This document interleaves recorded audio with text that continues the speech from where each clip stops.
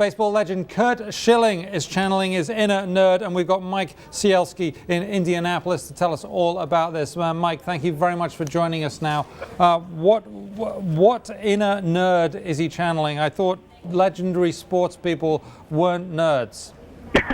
Well, Curt's an exception to that rule, Simon. He's releasing next week the first product of his video game company, 38 Studios.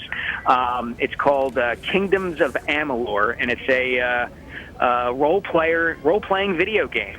Very detailed, very story-oriented, and this is kind of the path he's chosen for himself after a pretty accomplished career in Major League Baseball. He's decided that he wants to create video games, he wants to change the way people are entertained, and he told me he wanted to philanthropically be another Bill Gates. He hopes that this company will reach that sort of level. I like this. This is philanthropic Bill Gates on a much smaller scale. Well, it means you become a gazillionaire, a multi, one of the richest people or the richest person in the world. That's, you start there, then you can be philanthropic. Right. What's the general reaction to this from people? I mean, he says he wants to make it like Tolkien's Middle-earth, similar to that, Lord of the Rings, The Hobbit, all the rest of it. Is that being received well? It's not exactly a new idea. No, it's not. But, you know, I think there are two separate reactions to it. One is the reaction within the video game community, which is, by all accounts, pretty positive. He released a demo of the game a few weeks ago and generally got very good reviews. So in that sense, I think there's a lot of anticipation for the game hitting the market amongst people who are gamers and interested in video games. I think there's a bit more incredulity when it comes to people who know Schilling just through baseball, because he's been very outspoken. He was very successful as a pitcher, but he was one of these guys who you couldn't shut up when you got him talking about anything, any topic, politics, steroids, anything like that. He was perceived to be kind of a braggart and a loudmouth. So I think there are a lot of people who are viewing this whole project skeptically, especially since he admits to pouring $35 million of his own money into the company, you know, in the course of finding investors and things of that nature. So, you know, I think he kind of looks at this as, here's my chance to show all those doubters, you know, what I can really do as a businessman.